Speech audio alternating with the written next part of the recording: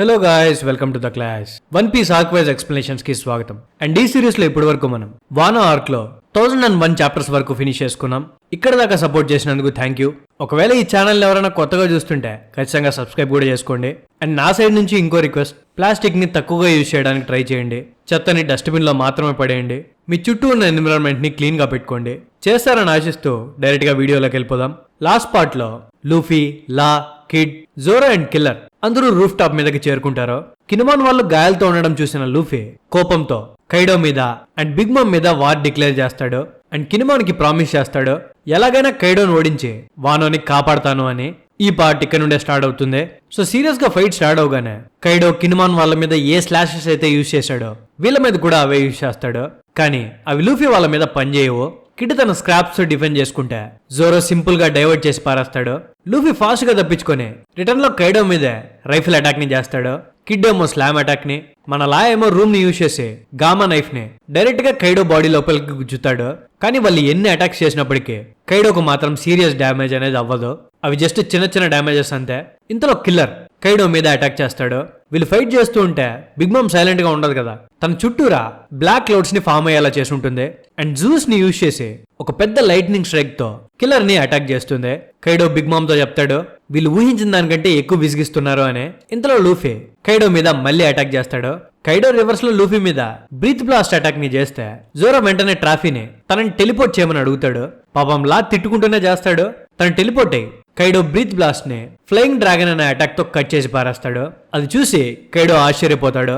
And తనకు అర్థమవుతుంది Zoro చేతిలో ఉన్న కత్తి మామూలు కత్తి కాదు అని. ఆ కత్తి లోపల తను ఓడెన్ ప్రెసెన్స్ ని ఫీల్ అవ్వగలుగుతూ ఉంటాడు. అండ్ అలా ఎందుకు జరుగుతుందో తనకు అర్థం కాదు. ఇంతలో బిగ్ మమ్ దొరికిందే ఛాన్స్ అని జోరో మీద కూడా లైటింగ్ స్ట్రైక్ ని చేస్తుంది. ఆ తర్వాత జూస్ ఫుల్ పవర్ ని యూజ్ చేసి గాడ్ ఆఫ్ లైటింగ్ టెంజింగ్ అనే అటాక్ తో అందరి మీద పిడుగులు పడేలా చేస్తుంది. దానివల్ల kid, law, Zoro and roof top మీద ఉన్న ప్రతి ఒక్కరూ ఎఫెక్ట్ అవుతారు. కానీ అది లూఫీ మీద మాత్రం పనిచేయదు. ఎందుకంటే తన రబ్బర్ కాబట్టి. తన ఫ్రెండ్స్ అందరినీ అలా గాయపరిచేసరికి లూఫీకి చాలా కోపం వస్తుంది. మిమ్మల్ని మాత్రం మామూలుగా వదలరా అని చెప్పి లూఫీ కాంగ్ గ్యాటెలింగ్ ని కైడో మీద యూజ్ చేసి ముఖం మొత్తం పచ్చడైపోయేలా కొడతాడు. కంటిన్యూస్ గా చాలాసేపు కైడోని అలా గుద్దుతూనే ఉంటే కైడో నేల మీద పడతాడు. కానీ వెంటనే లూఫీ కూడా కింద పడిపోతాడనమాట. ఎందుకంటే తన గేర్ 4 లో 10 మినిట్స్ కంటే ఎక్కువ ఉండలేడు. సో కైడోని కొట్టడానికి తన దగ్గర ఉండే హాకీ మొత్తాన్ని యూజ్ చేసేసి ఉంటాడు. లూఫీ కింద పడిపోగానే బిగ్ మామ్ దొరికిందే ఛాన్స్ అని లూఫీ మీద మదర్స్ బ్లేజ్ అనే అటాక్ ని యూజ్ చేస్తుంది. కానీ మన జోరో లాస్ట్ సెకండ్స్ లో లూఫీని సేవ్ చేస్తాడు. బిగ్ మామ్ కొంచెం డైవర్టెడ్ గా ఉన్నప్పుడు లా బిగ్ మామ్ ని కూడా అటాక్ చేస్తాడు. ఇంతలోనే లూఫీ అంత కొట్టినప్పటికీ కైడో తిరిగి లేచి డ్రాగన్ ట్విస్టర్ అనే అటాక్ ని యూజ్ చేస్తాడు. ఆ అటాక్ వల్ల అక్కడ చుట్టూరా సైక్లోన్స్ ఏర్పడతాయి. అది చూసి జోరో షాక్ అయిపోతాడు. ఏంట్రా వీడి బాడీ మొత్తం నేచురల్ డిజాస్టర్స్ ఉన్నాయి అని. అదే సైక్లోన్ లో పాపం జోరో ఇరుక్కుంటాడు. తన చేతుల్లో ఉన్న లూఫీ తన దగ్గర నుండి విడిపోతాడు. లూఫీ విడిపోగానే కైడో తనని మింగేస్తాడనమాట. అది చూసి జోరో కోపం వచ్చి బ్లాక్ రోప్ డ్రాగన్ ట్విస్టర్ అనే అటాక్ ని కైడో మీద రివర్స్ లో చేస్తే కైడో పొట్ట మీద చాలా పెద్ద గాయం అవుతుంది. నొప్పికి కైడో లూఫీని బయటకు ఉమ్మేస్తాడు. కైడోని కట్ చేయడం చూసిన బిగ్ మమ్ జోరోని చూసి షాక్ అవుతుంది. ఏంటి వీడు నిజంగానే కైడో మీద ఒక గాయం చేయగలిగాడా అని. అండ్ కైడోకి కూడా అర్థమైపోతుంది జోరో చేతిలో ఉన్న స్వాడ్ తనది కాదు, ఓడెంది అని. కైడోకి కోపం వచ్చి డ్రాగన్ ట్విస్టర్ డెమోలిషన్ బ్రీత్ అనే అటాక్ ని యూజ్ చేస్తాడు. ఆ అటాక్ కోసం తన బాడీని స్పీడ్ గా తిప్పుతుంటే పెద్ద పెద్ద స్లాషెస్ 360 డిగ్రీస్ లో రిలీజ్ అవుతాయి. వాటినింటి మనల్లో త్రుడ్లో తప్పించుకుంటారు. పైన కైడో చేస్తున్న విధ్వంసానికి క్యాజుల్ అంతా ఊగిపోతూ ఉంటుంది. పైనింటి రాళ్లు పడుతూ ఉంటాయి. ఒనిగాషిమాలో అంత విధ్వంసం జరుగుతుంటే అక్కడికి వచ్చిన CP0 వాళ్ళు కూల్ గా కూర్చొని ఒకరితో ఒకరు మాట్లాడుకుంటూ ఉంటారు. మనమేమో ఈ ఓరొచ్చిని ఫస్ట్ బిజినెస్ పార్ట్నర్ గా చేసుకుందాం అనుకున్నాం, కానీ వాడు చూస్తే చచ్చిపోయాడు. మనల్ని ఇన్వైట్ చేసిన పార్టీ ఏమో బ్యాటిల్ ఫీల్డ్ గా మారింది. కైడోకి, వర్స్ట్ జనరేషన్ పైరేట్స్ కి ఏదో ఒక పాయింట్ లో ఫైట్ వచ్చేదేమో. కానీ దీనివల్ల ఈ వరల్డ్ లో చాలా ఇంబ్యాలెన్సెస్ వస్తాయి. ఒకవేళ గనక ఇద్దరిలో ఒక ఎంపరర్ చనిపోతే వరల్డ్ గవర్నమెంట్ చాలా పెద్ద ప్రాబ్లమ్స్ ఫేస్ చేస్తుంది. ఆ సామురాయ్ అండ్ ఎనిమీస్ ఏమో 5400 మెంబర్స్ ఉన్నారు. అందులో 400 మెంబర్స్ ఓడిపోయారు. బీస్ట్ పైరేట్స్ 30,000 మంది ఉంటే అందులో ఆల్రెడీ 3000 మెంబర్స్ ఓడిపోయారు. ఎనిమీ టీం స్టార్టింగ్ లో డామినెన్స్ చూపించింది. కానీ ఈ 5,000 మంది ఈ ఎంపరర్స్ మీద గెలవాలంటే ఖచ్చితంగా స్పెషల్ ఆఫీసర్స్ ని ఓడించాలి. ఎందుకంటే వాళ్ళు ఒక్కొక్కరే 100 మందిని ఓడించగలుగుతారు. అయినా ఈ పైరేట్స్ కొట్టుకుంటే మనకే మంచిది కదా అని చెప్పి CP0 వాళ్ళు మాట్లాడుకుంటారు. ఇంకో పక్క రూఫ్ టాప్ మీద కాసేపు హ్యూమన్ ఫామ్ లో అండ్ కాసేపు డ్రాగన్ ఫామ్ లో ఫైట్ చేసిన కైడో తన బాడీని మళ్ళీ డిఫరెంట్ గా మారుస్తాడు. అది చూసి kid, law and Luffy shock అయిపోతారు. ఏంట్రా వీడు ఇలా తయారయ్యాడు అని. కట్ చేస్తే ఇంకో పక్క డాన్స్ ఫ్లోర్ దగ్గర మీకు స్పీడ్ గుర్తుంది కదా, తను కొంతమంది గిఫ్టర్స్ దగ్గరికి వెళ్ళి వాళ్ళకి ఒక రౌండ్ బాల్ ని చూపించే, ఇది మీరు తినండి, ఇవి క్వీన్ తయారు చేసిన మెడిసినల్ బాల్స్, మీ బాడీ చాలా ఫాస్ట్ గా హీల్ అవుతుంది, మనం ఎనిమిస్ ని ఓడించొచ్చు అని చెప్తుంది. అక్కడ ఉండే గిఫ్టర్స్ అందరూ స్పీడ్ ని నమ్ముతారు కాబట్టి వాళ్ళు ఈజీగా తను చెప్పింది నమ్మేస్తారు అండ్ ఆ బాల్స్ ని తినడానికి ఒప్పుకుంటారు. యాక్చువల్లీ ఈ బాల్స్ అనేటివి క్వీన్ తయారు చేసినవి కాదు, ఒతమ్మ బుగ్గల్లో నుండి తయారు చేసిన డంప్లింగ్స్. మీకు తన పవర్ తెలుసు కదా, తన బుగ్గల్లో నుండి తీసిన డంప్లింగ్స్ కనుక ఎవరైనా అనిమల్స్ తింటే వాళ్ళు తన కంట్రోల్లోకి వచ్చేస్తారు. సో ఒతమ్మ ఉనిగాషిమాకి వచ్చే ముందు స్పీడ్ ని ఆల్రెడీ తన కంట్రోల్లోకి తీసుకునేసి ఉంటుంది కాబట్టి తన హెల్ప్ అడుగుతుంది సామురాయ్కి అండ్ లూఫీ వాళ్ళకి హెల్ప్ చేయడానికి. సో దానికోసం వీళ్ళు ఒక ప్లాన్ వేస్తారు, అదే ఇదన్నమాట, ఒతమ్మ డంప్లింగ్స్ ని అక్కడ ఉండే గిఫ్టర్స్ అందరికీ తినిపించడం. సో ఒతమ్మ వానో నుండి ఒనిగాషిమాకి వచ్చే దారిలో చాలా డంప్లింగ్స్ ని రెడీ చేసి స్పీడ్ దగ్గరికి ఇచ్చి ఉంటుంది. ఆ డంప్లింగ్స్ నే ఇప్పుడు తన గిఫ్టర్స్ కి ఇస్తోందన్నమాట. అండ్ మీకు గెజల్ మ్యాన్ గుర్తున్నాడు కదా, వాడు చాలా ఫాస్ట్ గా పరిగెట్టగలుగుతాడు. స్పీడ్ చెప్పేసరికి వాడు తనని నమ్మి తన చేతుల్లో నుండి డంప్లింగ్ బ్యాగ్ ని తీసుకొని గిఫ్టర్స్ అందరికి స్పీడ్ గా డిస్ట్రిబ్యూట్ చేయడం స్టార్ట్ చేస్తాడు అండ్ వాళ్ళకి తినిపిస్తాడు. కట్ చేస్తే ఇంకోవైపు ససాకీకి అండ్ జనరల్ ఫ్రాంకీకి మధ్యలో భీకరంగా ఫైట్ జరుగుతూ ఉంటుంది. ఫ్రాంకీ ఏమో ససాకి మీద డామినేషన్ చూపిస్తుంటాడు, కానీ జనరల్ ఫ్రాంకీని ఫైట్ చేయనీయకుండా అక్కడ ఉండే గిఫ్టర్స్ అందరూ తనని గట్టిగా పట్టుకుంటారు. ఫ్రాంకీని కదలనీయకుండా చేసి తన రైనోసర్ ఫామ్ లో ఫ్రాంకీని ఓడించాలి అని చెప్పి ససాకి ఫిక్స్ అయి ఉంటాడు. అండ్ తన మనుషులు పట్టుకునేసరికి ససాకి ఫాస్ట్ గా ఫ్రాంకీని గుద్దడానికి వస్తుంటాడు. ఫ్రాంకీకి ఎలా తప్పించుకోవాలో అర్థం కాదు. ఇంతలోనే వెనకరెడ్డి నామి వాళ్ళు ఫ్రాంకీ అని అరుస్తారు. ఒతామా, ఉసోప్ అండ్ నామి ఆ లయన్ డాగ్ మీద అక్కడికి ఫాస్ట్ గా పరిగెట్టుకుంటూ వస్తుంటారు అండ్ వాళ్ళని తరుముతో గిఫ్టర్స్ కూడా వస్తుంటారు. నామి అండ్ ఉసోప్ భయపడి చేస్తారు, ఎక్కడ చూసినా గిఫ్టర్సే ఉన్నారు, ఇప్పుడు ఎలారా వీళ్ళ దగ్గర నుండి తప్పించుకునేది అని. ఆ టైంలో ఒతమ్మ గట్టిగా అందరూ ఇక్కడికి వచ్చి ఫ్రాంకీకి హెల్ప్ చేయండి అని అరుస్తుంది. అలా అరవగానే అన్ని డైరెక్షన్స్ నుండి గిఫ్టర్స్ పరిగెట్టుకుంటూ వచ్చి ఫ్రాంకీని పట్టుకున్న గిఫ్టర్స్ ని కొట్టి వాళ్ళని దూరంగా విసిరేస్తారు. ససాకీకి ఏం జరుగుతుందో అర్థం కాదు, ఎందుకంటే ఆ గిఫ్టర్స్ అందరూ బీస్ట్ పైరట్సే. అలాంటిది వీళ్ళందరూ ఆ అమ్మాయి చెప్పినట్టు ఎందుకు చేస్తున్నారు అని తన ఆలోచనలో పడతాడు. అండ్ ససాకి అటాక్ చేసే లోపలే ఫ్రాంకీ తప్పించుకుంటాడు.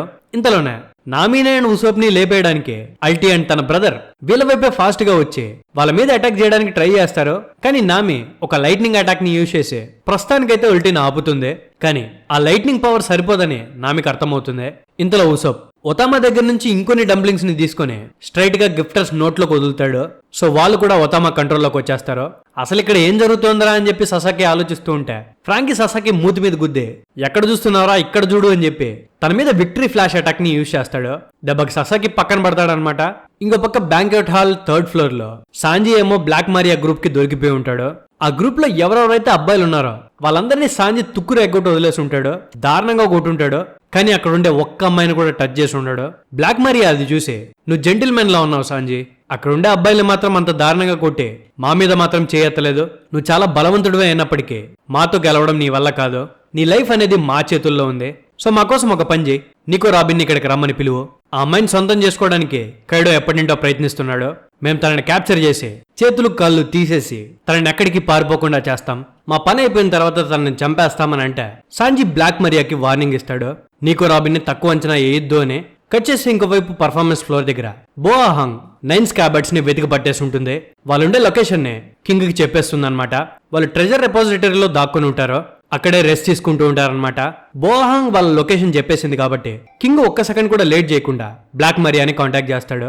కినిమాన్ వాళ్ళు ఉండే ప్లేస్ తెలిసిపోయింది, అక్కడికి వెళ్లి ఫాస్ట్ గా వాళ్ళని చంపేయండి అని. దానికి బ్లాక్ మరియా కూడా ఒప్పుకుంటుంది. కానీ ఇంతలో బోఆహాంగ్ 9 స్కాబర్డ్స్ ఉండే ప్లేస్ కి ఎవరో కొత్తగా వచ్చినట్టు డిటెక్ట్ చేస్తుంది. కట్ చేస్తే బ్యాంకెట్ హాల్లో బ్లాక్ మరియా స్కబర్డ్స్ దగ్గరికి వెళ్లే ముందు సాంజీని టార్చర్ చేయడం స్టార్ట్ చేస్తుంది. ఎందుకంటే తన కోయల గనక రాబిన్ ని పిలిస్తే తనని క్యాప్చర్ చేసిన తర్వాత స్కబర్డ్స్ దగ్గరికి వెళ్దామని. సో తన స్పైడర్ వెబ్ లో సాంజీని బంధించి తన చేతులకి ఐరన్ నక్కుల్స్ వేసుకుని సాంజీ ముఖం మీద చాలా గట్టిగా కొట్టడం స్టార్ట్ చేస్తుంది. అండ్ సాంజీని నీకో రాబిన్ ని పిలవమని చెప్తుంది. బ్లాక్ మరియా సాంజీని అంత దారుణంగా కొడుతున్నా సాంజీ మాత్రం రివర్స్ లో కొట్టడానికి ట్రై చేయడు, ఎందుకంటే తన అమ్మాయి కాబట్టి. బ్లాక్ మరియా సాంజీని కొడుతుంటే తన గ్రూప్ లో ఉన్న అమ్మాయిలే సాంజీ పరిస్థితి చూసి బాధపడతారు. తను ఎలాగైనా తప్పించుకుంటే బాగుంటుంది అని అనుకుంటారో, కానీ తన అమ్మాయిల్ని రిస్క్ లో పెట్టాడు కాబట్టి రాబిన్ ని పిలవరేమో అని చెప్పి వాళ్ళందరూ అనుకుంటారు. కానీ సాంజీ ఇంకేం చేయలేక నాకు హెల్ప్ చేయి రాబిన్ అని గట్టిగా అరుస్తాడు. తను అరిచేది బోఆహాంగ్ పవర్స్ ద్వారా క్యాజల్ మొత్తం బ్రాడ్కాస్ట్ అయ్యేలా చేస్తుంది. సో సాంజీ నాకు హెల్ప్ చేయి రాబిన్, నేను 3rd ఫ్లోర్ బ్యాంకెట్ హాల్లో ఉన్నాను, నన్ను వీళ్ళు ప్రిజనర్ గా మార్చుకున్నారు, నువ్వు ఒకవేళ ఇక్కడికి రాకపోతే వీళ్ళు నన్ను చంపేస్తారు, నన్ను కాపాడు అని గట్టిగా అరుస్తాడు. అది క్యాజువల్లో ఉండే ప్రతి ఒక్కరూ వింటారో. సాంజీ గురించి తెలియని కొంతమంది స్ట్రా హ్యాట్స్ లో ఇంత పిరికైనోడు కూడా ఒకడు ఉన్నాడా, ఇలా అమ్మాయిని హెల్ప్ చేయమని అడుగుతున్నాడు అని కొంతమంది అనుకుంటే, సాంజీ గురించి బాగా తెలిసిన స్ట్రా హ్యాట్స్ ఖచ్చితంగా తన అమ్మాయిల మధ్యలో ఇరుక్కొని ఉంటాడు, అందుకే ఫైట్ చేయలేకపోతుంటాడు అని అర్థం చేసుకుంటారు. ఇక్కడ బ్లాక్ మరియా సాంజీతో నువ్వు ఇలా నీ ఫ్రెండ్స్ ని ఇరికిచ్చేస్తావు అనుకోలేదు, నేను ఇది నమ్మలేకపోతున్నానంటే దానికి సాంజీ, నన్ను ఫస్ట్ ఈ థ్రెడ్స్ లోంటి విడిపించు, నువ్వు అడిగినట్టే తనని పిలిచాను, నన్ను ఇంక వదిలేయనంటే బ్లాక్ మరియా వదలడానికి ఒప్పుకోదు. తన బాడీలో ఉండే బ్లడ్ మొత్తాన్ని సక్ చేసి ఒక జీవోత్సవంలా మార్చేస్తాను అని చెప్పి మళ్ళీ తన చేతుల్లో ఉండే నకల్ బస్టర్ తో సాంజీని కొట్టడానికి రెడీ అవుతుంది. ఇంకేం చేయలేక సాంజీ కళ్ళు మూసుకుంటాడు. కానీ ఇంతలోనే ఒక పెద్ద చేత్తో బ్లాక్ మరియా ముఖం మీద ఒకరి చేత్తో గుద్దుతారు. అండ్ అలా కొట్టింది ఎవరో కాదు, నికో రాబిన్. తను తన బాడీ పార్ట్స్ ని ఎక్కడి నుండైనా స్ప్రౌట్ చేయగలదు కాబట్టి తన డెవిల్ ఫ్రూట్ పవర్స్ ని యూజ్ చేసి ఒక పెద్ద చైన్ క్రియేట్ చేసి అలా అటాక్ చేసి ఉంటుంది. ఎవరా నన్ను కొట్టింది అని బ్లాక్ మరియా కోపంగా ఇంత అందమైన మొక్కని ఎలా కొట్టగలిగావని అడిగితే దానికి రాబిన్, నేను ఇక్కడ నీ దగ్గర ఇరుక్కుంటే నువ్వు నన్ను క్యాప్చర్ చేసేయగలవు అనుకుంటున్నావా, నన్ను చాలా ఈవిల్ ఆర్గనైజేషన్స్ క్యాప్చర్ చేయడానికి చాలా సార్లు ట్రై చేశారు, అండ్ ఇలా నా ఫ్రెండ్స్ ని ఎవరైనా టార్చర్ పెడితే నాలో ఉండే రాక్షసుని మీరు చూడాల్సి వస్తుంది అని చెప్తుంది. ఇంతలో బ్రూక్ ఫాస్ట్ గా వచ్చి బ్లాక్ మరియా వెబ్స్ ని ఫ్రీజ్ చేసి పారేస్తాడు అండ్ సాంజీని విడిపిస్తాడు. సాంజీ బ్రూక్ కి అండ్ రాబిన్ కి థ్యాంక్ యూ చెప్పి, నేను వీళ్ళతో గెలవలేనని చెప్పి మిమ్మల్ని పిలిచాను, నేను ఇక్కడి నుండి వెళ్ళిపోతాను అని చెప్పి సాంజీ అక్కడి నుండి వెళ్ళిపోతుంటే రాబిన్ సాంజీని పిలిచి, నన్ను నమ్మి నా మీద డిపెండ్ అయినందుకు థ్యాంక్ యూ సాంజీ, నాకు చాలా హ్యాపీగా ఉంది అంటే సాంజీ ఆనందంగా అక్కడి నుండి వెళ్ళిపోతాడు. కట్ చేస్తే ఇంకోవైపు స్టోర్ రూమ్ దగ్గర బోహాంగ్ తన పవర్స్ తో మొమోనోస్కే వాళ్ళు ఉండే ప్లేస్ కూడా కనిపెట్టేసి ఉంటుంది. సో వాళ్ళని అటాక్ చేయడానికి అక్కడ గార్డ్స్ వచ్చి ఉంటారు. సో వాళ్ళ నుండి తప్పించుకోవడానికి యమాటో మొమోనోస్కేని తన డ్రెస్ లోపల దాక్కోమని అడుగుతుంది. ఆ తర్వాత డోర్ ని బద్దలు కొట్టి షినోబు అండ్ యమాటో అక్కడ ఉండే బీస్ట్ పైరెట్స్ అందరినీ కొట్టేసి ఆ ప్లేస్ నుండి పారిపోవడం స్టార్ట్ చేస్తారు. కట్ చేస్తే ఇంకోవైపు బ్లాక్ మరియా నికో రాబిన్ ని పట్టుకోవడంలో బిజీ అయిపోయింది కాబట్టి జాక్ రంగంలోకి దిగుతాడు. రెడ్ స్కాబర్డ్స్ ని చంపడానికి నేను వెళ్తాను అని చెప్పి చెప్తాడు. సో ఇక్కడ బ్లాక్ మరియా రాబిన్ తో ఫుల్ ఫ్లెజ్డ్ గా ఫైట్ చేయడానికి రెడీ అయిపోతుంది.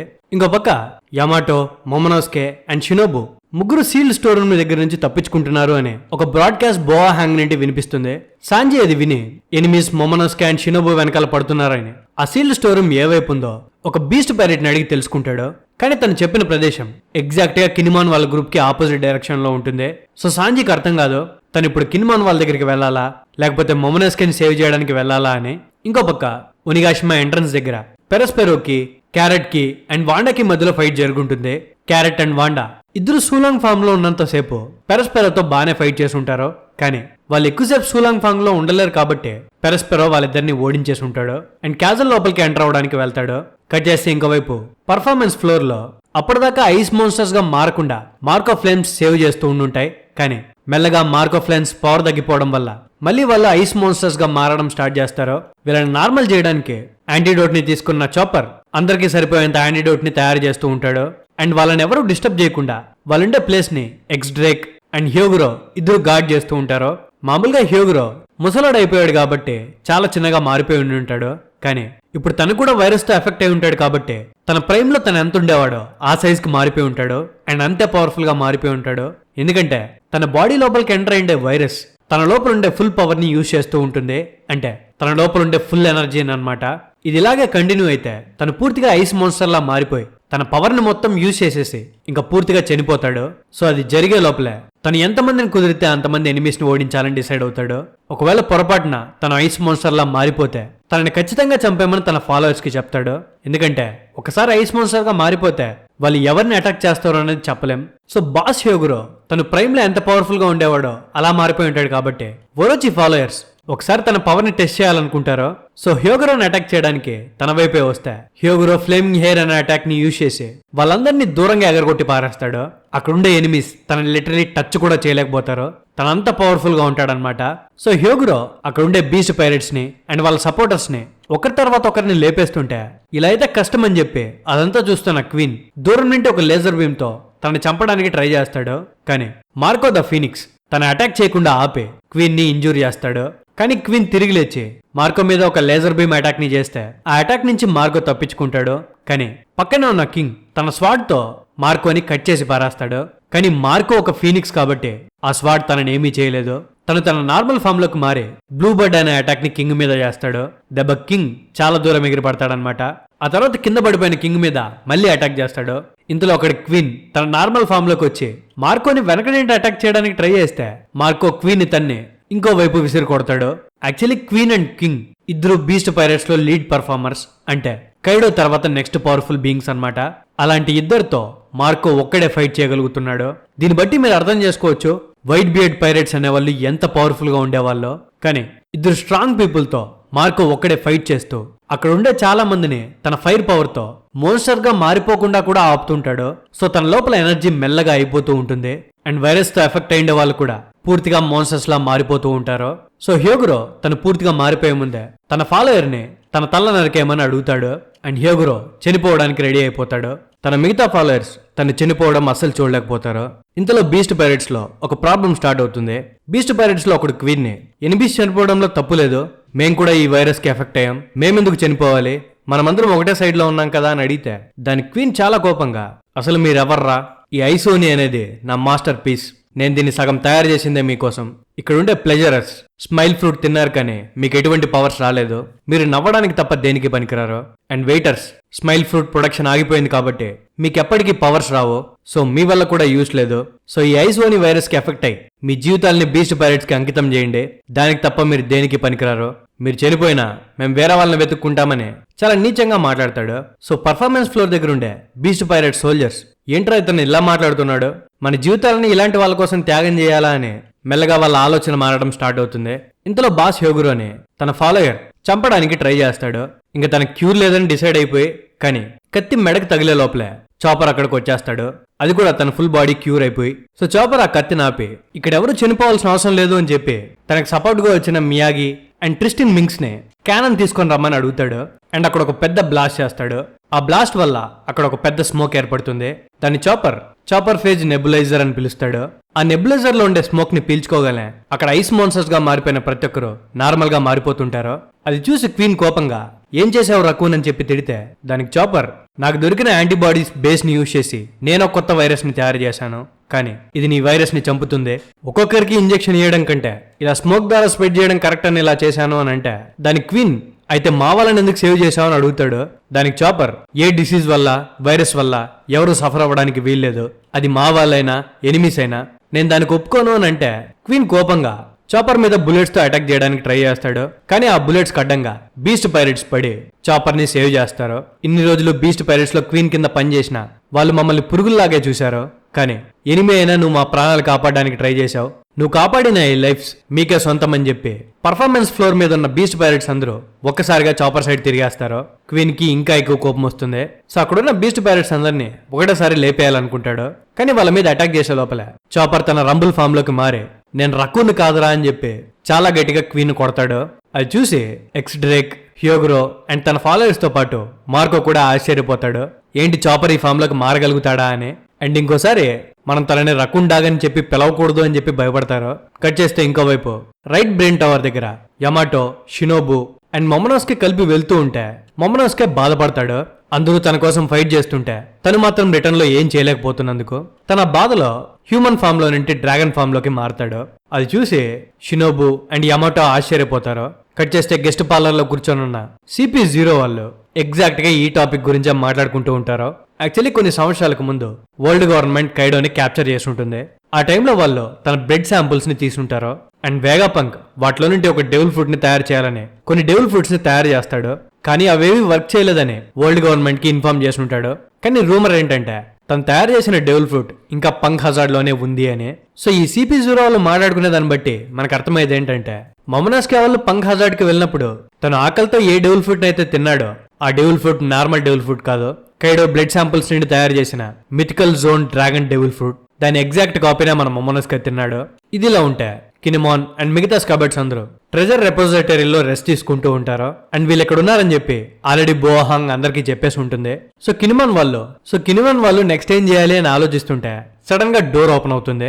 ఆ డోర్ లోపల నుండి లోపలికి వచ్చిన పర్సన్ షాడో చూడ్డానికి ఓడెన్ లా ఉంటుంది. తను కాస్త ముందుకు వస్తాడు. యాక్చువల్లీ అక్కడికి వచ్చింది ఓడెనే. ఎలా ఉన్నారు, మిమ్మల్ని చూసి చాలా రోజులు అవుతుంది అని ఓడెన్ అనేసరికి కినిమాన్ వాళ్ళకి భయపడాలో లేదా బాధపడాలో అర్థం కాదు. ఓడెన్ కినిమాన్ వాళ్ళతో నేను టోకీ పవర్ ని యూజ్ చేసి ఫ్యూచర్కి వచ్చాను, నేను ఎలా ఇక్కడికి వచ్చాను ఏంటి అనేది తర్వాత మాట్లాడుకుందాం, నా కోసం మన వాళ్ళందరూ ఫైట్ చేస్తున్నారు, మనం కూడా వెళ్ళి ఫైట్ లో జాయిన్ అవుదాం పడింది అనేసరికి కినిమాన్ తో పాటు ప్రతి ఒక్కరు వాళ్ళ కళ్ళని నమ్మలేక ఓడెన్ బ్రతికే ఉన్నాడు అనే ఆనందంలో తన వెనకాల వెళ్ళడానికి రెడీ అవుతారు. కానీ అషురా కినిమాన్ వాళ్ళని ఆపుతాడు. అతను ఓడెన్ కాదు, తనొక ఫేక్. ఆ రోజు లేడీ టోకీ ఫ్యూచర్ కి రాలేదు. లార్డ్ ఓడెన్ చనిపోయాడని చెప్పి ఆమె కూడా అక్కడే ఆగిపోయింది. ఆ నిజం అనేది ఎప్పటికీ మారదు. మీకు ఇది ఎంత కన్విన్సింగ్ గా అనిపించినా ఇది మాత్రం రియాలిటీ కాదు. మీ కళ్ళు తెరవండి అని అషురా కినిమాన్ని కొడతాడు అండ్ ఓడెన్ మీద అటాక్ చేస్తాడు. తన ఫేస్ మీద అటాక్ చేసినప్పటికీ తన బాడీ లోపల నుంచి బ్లడ్ బయటికి రాదు. చూసారా అని అషురా అనగానే ఆ ఓడెన్ ఫేక్ ఒక కత్తి తీసుకుని అషురా బాడీ లోపల దింపుతాడు. అండ్ అషురాకి అండ్ అక్కడ ఉండే వాళ్ళకి అర్థమైపోతుంది ఆ ఫేక్ ని తయారు చేసింది ఎవరో కాదు, కాంజురో అని. కాంజురో మెయిన్ ప్లాన్ మొమనోస్కని చంపడమే అండ్ తన ఫైనల్ యాక్ట్ ని ఫినిష్ చేసుకోవడం. సో ఎలాగైనా కాంజురో బార్ నుంచి ఫస్ట్ మొమనోస్కని సేవ్ చేసుకోవాలని డేంజరో వాళ్ళు అనుకుంటారో. డేంజరో బయటికి ఫాస్ట్ గా పరిగెట్టుకుంటూ వెళ్ళడానికి ట్రై చేస్తే ఫేక్ ఓడన్ తన డ్రెస్ ని పక్కకు జరిపి తన బాడీ లోపల దాచిపెట్టుకున్న ఎక్స్ప్లోజివ్స్ ని బయటికి తీసి చనిపోయేవాడి వెనకాల ఏం వెళ్తారులే, నాతో ఫైట్ చేయండి అని చెప్పి ఆ ఎక్స్ప్లోజివ్స్ ని అంటించుకుంటాడు. అది గనక పేలిందంటే నైన్స్ కబర్డ్స్ లో ఒక్కడు కూడా మిగలడు. సో అషురా ఒక్క సెకండ్ కూడా లేట్ చేయకుండా ఆ ఫేక్ ఓడన్ ని పట్టుకొని వాళ్ళు దాక్కున్న బిల్డింగ్ పైన ఇంటి కిందకు దూకేస్తాడు. అక్కడ పెద్ద ఎక్స్ప్లోజన్ జరుగుతుంది. కాంజురో చనిపోతాడు. అది చూసిన నైన్స్ కబర్డ్స్ కి రక్తం మరిగిపోతుంది. కాంజురోని మాత్రం ప్రాణాలతో వదలకూడదు అని వీళ్ళు ఫిక్స్ అవుతారు. కాంజురో వైపు వెళ్దామంటే సడన్ గా అక్కడికి జాక్ వచ్చేస్తాడు. దారిలో తనను ఆపడానికి ట్రై చేసిన మింగ్స్ అందరినీ ప్రాణాలు పోయేలా కొట్టుంటాడు.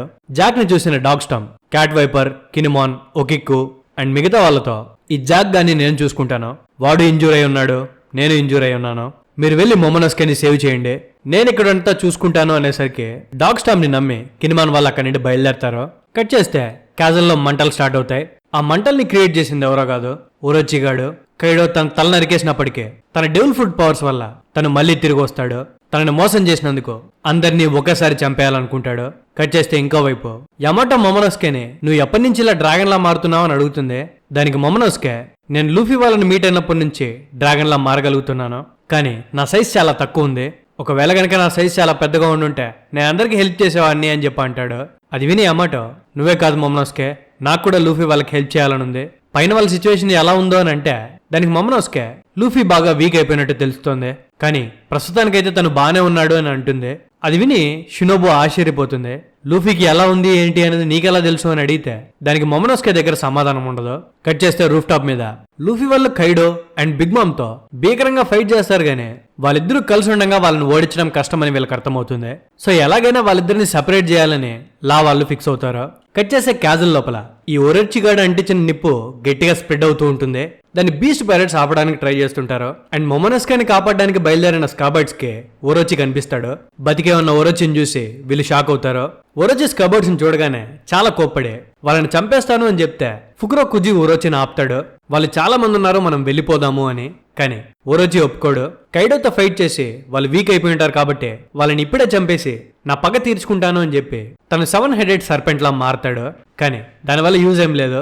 కినిమాన్ వాళ్ళు ఒక్క సెకండ్ కూడా లేట్ చేయకుండా అందరూ కలిపి ఒక్కొక్క తలకాయని నరికి పారేస్తారు. అండ్ వెనక్కి కూడా తిరిగి చూడకుండా మొమనోస్కాని కాపాడడానికి బయలుదేరతారు. కానీ రైజా మాత్రం అక్కడే ఆగిపోతాడు ఫుకురో కుజితో ఫైట్ చేయడానికి. ఎందుకంటే వాళ్ళిద్దరూ షినోబిలా కాబట్టి. అండ్ ఎప్పటి నుంచో వాళ్ళిద్దరి మధ్యలో ఆ రైవలరీ ఉంటుంది. కట్ చేస్తే రూఫ్ టాప్ మీద కిడ్ లాన్ అడుగుతాడు, ఈ బిగ్ మామ్ ని అండ్ కైడోని ఇద్దరిని సెపరేట్ చేయాలి, నువ్వు బిగ్ మామ్ ని నీ పవర్ తో టెలిపోర్ట్ చేయగలుగుతావా అని. దానికి లా చేయలేను అని చెప్తాడు. ఎందుకంటే తను నార్మల్ పీపుల్ ని టెలిపోర్ట్ చేయగలుగుతాడు, గానీ బిగ్ మామ్ అండ్ కైడోకి కాంకరస్ హాకీ ఉంటుంది. సో వాళ్ళ స్ట్రాంగ్ హాకీని దాటి వాళ్ళని టెలిపోర్ట్ చేయడం కష్టం. సో నా పవర్స్ ద్వారా టెలిపోర్ట్ చేయలేం, ఫిజికల్ గానే చేయాలి అని లా చెప్తాడు. సో దీని గురించి కిడ్ ఆలోచించి ఒక ప్లాన్ వేస్తాడు. కానీ ఇంత లోపలే బిగ్ మామ్ అండ్ కైడో ఇద్దరు కలిసి వాళ్ళ 5 మంది మీద ఒక కంబైన్డ్ అటాక్ చేస్తారు. దాని పేరే కాంక్వెస్ట్ ఆఫ్ సీ. అదెంత పవర్ఫుల్ గా ఉంటుందంటే లూఫీ వాళ్ళకి రియాక్ట్ అవ్వడానికి కూడా టైం ఉండదు. సో జోరో ఒక్కడే ఆ అటాక్ మొత్తాన్ని తీసుకోవడానికి రెడీ అవుతాడు అండ్ ఫాస్ట్ గా వెళ్లి ఆ అటాక్ ని బ్లాక్ చేస్తాడు. దానివల్ల లూఫీ వాళ్ళకి టైం దొరుకుతుంది ఆ అటాక్ నుండి తప్పించుకోవడానికి. ఆ కంబైన్డ్ అటాక్ ని జోరో ఒక్కడే తీసుకోవడం వల్ల జోరో బాగా ఇంజూర్ అవుతాడు. తన అటాక్ ని డైవర్ట్ చేయడం వల్ల లిటరలీ రూఫ్ టాప్ పైన సగం ప్లేస్ అంతా డిస్ట్రాయ్ అయిపోతుంది. అంత పెద్ద అటాక్ చేసిన తర్వాత కూడా లూఫీ వాళ్ళు బ్రతికే ఉండడం చూసి బిగ్ మామ్ షాక్ అవుతుంది. వాళ్ళని సేవ్ చేసినందుకు కిడ్ జోరోకి థ్యాంక్ యూ చెప్తాడు. లాస్ట్ జోరో కాన్షియస్ గానే ఉన్నాడా లేదా అని చెప్పి చెక్ చేస్తాడు. ఇంతలోనే లూఫీ కైడో మీద అటాక్ చేయడానికి వెళ్తాడు. అండ్ లూఫీ అటాక్ చేస్తే కైడో ఆ పంచ్ నుండి తప్పించుకుంటాడు అనమాట. మీకు గుర్తుంటే ఇప్పటి వరకు లూఫీ కొట్టిన ప్రతి పంచ్ని కైడో తీసుకున్నాడు. అంటే లూఫీ తనని ఏమీ చేయలేడు అనే ధైర్యంతో. కానీ ఇప్పుడు లూఫీ కొట్టే పంచులు ఇంప్రూవ్ అయ్యాయి కాబట్టి కైడో లూఫీ పంచులు తీసుకోవడానికి భయపడుతున్నాడు. ఈ మ్యాటర్ లూఫీకి కూడా అర్థమవుతుంది. కానీ లూఫీ నుండి తప్పించుకోగానే కైడో లూఫీ మీద కాంకరర్ ఆఫ్ 3 వరల్డ్స్ రాగ్నరాకు అనే అటాక్ ని చేస్తాడు. దెబ్బకి లూఫీ నేలకు అత్తుకుపోతాడనమాట. సో కైడో లూఫీతో డిస్ట్రాక్ట్ అయిన టైంలో దొరికిందే ఛాన్స్ అని చెప్పి లా అండ్ కిడ్ వాళ్ళ ప్లాన్ ని స్టార్ట్ చేస్తారు. కిడ్ ఒక మెటల్ బాక్స్ ని ప్రిపేర్ చేసి పెడితే లా చాంబర్స్ ని యూజ్ చేసి బిగ్ మామ్ యూజ్ చేసే జూస్ ని మెటల్ కంటైనర్ లోపలికి టెలిపోర్ట్ చేసి పారేస్తాడు. దెబ్బకి జూస్ ఆ బాక్స్ లోపల ఇరుక్కుపోతాడు. జోరో ఏమో ఫ్లేమ్ రెండ్ అనే టెక్నిక్ ని యూజ్ చేసి ప్రమంతియస్ ని కట్ చేసి పారేస్తాడు, బిగ్ మామ్ కి ఎటువంటి యూజ్ లేకుండా. అండ్ కిల్లర్ ఏమో క్రాసింగ్ ఆఫ్ ది 6 పాత్స్ అనే టెక్నిక్ ని యూజ్ చేసి బిగ్ మామ్ వెపన్ అయిన నెపోలియన్ ని దూరంగా విసిరి పారేస్తాడు. సో బిగ్ మామ్ పవర్ఫుల్ హోమీస్ అయిన జూయిస్, ప్రమంతియస్ అండ్ నెపోలియన్ 3 తన నుండి సపరేట్ చేసి పారేస్తారు. సో ఇప్పుడు బిగ్ మామ్ కి డిపెండ్ అవ్వడానికి ఏమీ ఉండదు. కిడ్ బిగ్ మామ్ మీద పంక్ పిస్టల్స్ అనే అటాక్ ని యూజ్ చేస్తే బిగ్ మామ్ కి కోపం వచ్చి కిడ్ ని అటాక్ చేయడానికి వస్తుంది. మీరు నా దగ్గర నుంచి హోమీస్ ని సపరేట్ చేస్తే మీరు నన్ను ఓడించేయచ్చు అనుకుంటున్నారా అని చెప్పి కిడ్ ని చాలా గట్టిగా నేలకేసి కొడుతుంది. కిడ్ కావాలనే తన దగ్గరికి రావాలని చెప్పి అలా పోక్ చేసి ఉంటాడు. సో ఇప్పుడు బిగ్ మామ్ తన పక్కనే ఉంది కాబట్టి తన చుట్టూ ఉన్న మెటల్ స్క్రాప్స్ ని తన బాడీకి అంటుకునేలా చేస్తాడు. అండ్ రిపెల్ అనే టెక్నిక్ ని వాడి తనను మెల్లగా గాల్లోకి లేపుతాడు. లా ఒక్క సెకండ్ కూడా లేట్ చేయకుండా టాక్తిని యూజ్ చేసి ఒక పెద్ద రాయిని బిగ్ మామ్ వైపు విసురుతాడు. బిగ్ మామ్ ఆ పెద్ద రాయికి తగులుకొని ఒనిగాషిమా బయటికి విసిరివేయబడుతుంది. ఒనిగాషిమా ఐలాండ్ గాల్లో ఉంది కాబట్టి తను ఇప్పుడు ఐలాండ్ పై నుండి సముద్రం లోపల పడబోతుంది అనమాట. అండ్ తనని కాపాడడానికి తన హోమీస్ కూడా లేరు. సో బిగ్ మామ్ ఒనిగాషిమా పై నుండి కిందకు పడుతూ ఉంటుంది. జూయిస్ జూయిస్ అని పిలుస్తూ ఉంటుంది కానీ జూయిస్ ఏమో బాక్స్ లోపల లాక్ అయిపోయి ఉంటాడు. ప్రమంతియస్ ఏమో బిగ్ మామ్ ని ఎలాగైనా కాపాడాలని చెప్పి ఒక పక్క జోరో తనని ముక్కలు ముక్కలు చేసేసిన బిగ్ మామ్ ని కాపాడడానికి ఎంత ఫాస్ట్ గా అయితే అంత ఫాస్ట్ గా వెళ్ళడానికి ట్రై చేస్తాడు. కైడో ఏమో సడన్ గా జోరో మీద అటాక్ చేయడానికి ట్రై చేస్తే జోరో ఫైట్ చేసే స్టేజ్ లో ఉన్నాడు కాబట్టి లా తనని టెలిపోర్ట్ చేసి కైడో మీద ఇంజెక్షన్ షాట్ ని యూజ్ చేస్తాడు. కానీ కైడో మళ్ళీ రివర్స్ లో లా మీద అటాక్ చేస్తాడనమాట. ఇంతలో జోరో, ప్రమంతియస్ అండ్ నెపోలియన్ ఇద్దరు బిగ్ మామ్ ని కాపాడడానికి వెళ్ళడం చూసి లాకి చెప్తాడు. లా ఏమో జోరో నా విషయం పట్టించుకోవద్దని చెప్తాడు. ఎందుకంటే వాళ్ళ మెయిన్ గోల్ బిగ్ మామ్ ని చంపడం కాదు, ఇద్దరు ఎంపరర్స్ ని సపరేట్ చేయడం. వాళ్ళు ఆల్రెడీ చేసేసారు కాబట్టి ఇంకా దాని గురించి భయపడాల్సిన అవసరం లేదు అని చెప్పి లా జోరోకి చెప్తాడు. ఇంతలో Kid and Killer Big Mom ని పూర్తిగా వేసేయడానికి తన వెనకాల వెళ్తారు. రూఫ్ టాప్ కింద క్యాసిల్ దగ్గర బిగ్ మామ్ పైకి వస్తుందేమో అని చెప్పి వెయిట్ చేస్తూ ఉంటారు. కట్ చేస్తే మొత్తానికి ప్రమంతియస్ అండ్ నెపోలియన్ వెళ్లి బిగ్ మామ్ ని కాపాడేస్తారు. ప్రమంతియస్ బిగ్ మామ్ తో జూస్ దేనికి పనికిరాడు, వాడి వల్లే మనం సరిగ్గా ఫైట్ చేయలేకపోతున్నాం, వాడు మనకు అవసరమా అని చెప్పి బిగ్ మామ్ కి చాడీలు చెప్పి ఒక ఫేవర్ అడుగుతాడు. తను అడగగానే బిగ్ మామ్ చేస్తానని చెప్తుంది. అక్కడ పెద్ద పెద్ద క్లౌడ్స్ ఏర్పడతాయి. కిడ్ ఆ క్లౌడ్స్ ని చూస్తాడు గానీ అదేంటి అని తనకు అర్థం కాదు. కట్ చేస్తే రూఫ్ టాప్ మీద లూఫీ ఏమో స్పృహ లేకుండా పడుంటాడు. కానీ తన కళ్ళు మాత్రం కైడోను చూస్తూ ఉంటాయి. అది కైడోకి అస్సలు నచ్చదు. వీడిని ఎలాగైనా ఫినిష్ చేయాలని చెప్పి కైడో డిసైడ్ అవుతాడు అండ్ లూఫీని చంపడానికి రెడీ అవుతాడు. జోరో అది గమనించి లాతో ఇప్పుడు నా ఫుల్ పవర్ ని యూజ్ చేసి నేను ఒక ఫైనల్ అటాక్ ని చేయబోతున్నాను, ఒకవేళ కనుక నేను ఫెయిల్ అయితే ఆ తర్వాత నువ్వే చూసుకోవాలా అని చెప్పి కైడో మీద అటాక్ చేయడానికి వెళ్తాడు. కైడో లూఫీ మీద అటాక్ చేసే లోపలే జోరో తన మోస్ట్ పవర్ఫుల్ అటాక్ ని బయట పెడతాడు. అదే తన డీమన్ ఆరా 9 స్వాట్ స్టైల్. తను సూపర్ ఫాస్ట్ గా స్పిన్ అవుతూ కైడో మీద అటాక్ చేసేసరికి అది కైడో బాడీ మీద ఒక పెద్ద గాయాన్నే చేస్తుంది. కైడో జోరో పవర్ చూసి ఆశ్చర్యపోతాడు. నువ్వు కూడా కాంకరర్ సాకిని వాడగలుగుతున్నావా అని చెప్పి అడుగుతాడు. కానీ జోరోకి కాంకరర్ సాకి అంటే ఏంటో తెలీదు. కైడో జోరోతో నువ్వు చేసిన ఈ గాయం నా బాడీ మీద చాలా రోజులు ఉంటుంది, కానీ ఈ ఒక్క అటాక్ నన్ను చంపడానికి మాత్రం అస్సలు సరిపోదు, ఇది ఇంకా పవర్ఫుల్ అటాక్ అయి ఉండాలి అని అంటాడు. అనగానే జోరో స్పృహ తప్పి కింద పడతాడు. తను జోరో మీద అటాక్ చేయడానికి ట్రై చేస్తుంటే లా అటాక్ ని ఆపుతాడు. కానీ కైడోకు మాత్రం ఏమీ అవ్వదు. సో కైడో లాతో మీ జనరేషన్ వాళ్ళు ఇంత మొండిగా ఉంటారని నేను అనుకోలేదు, ఒకవేళ కనుక మీరు నా క్రూలో జాయిన్ అయి ఉంటే మన మీ ఓల్డ్ని ఏలుండొచ్చు, నాతో జాయిన్ అవుతారా అని అడిగితే దానికి లా ఒప్పుకోడు.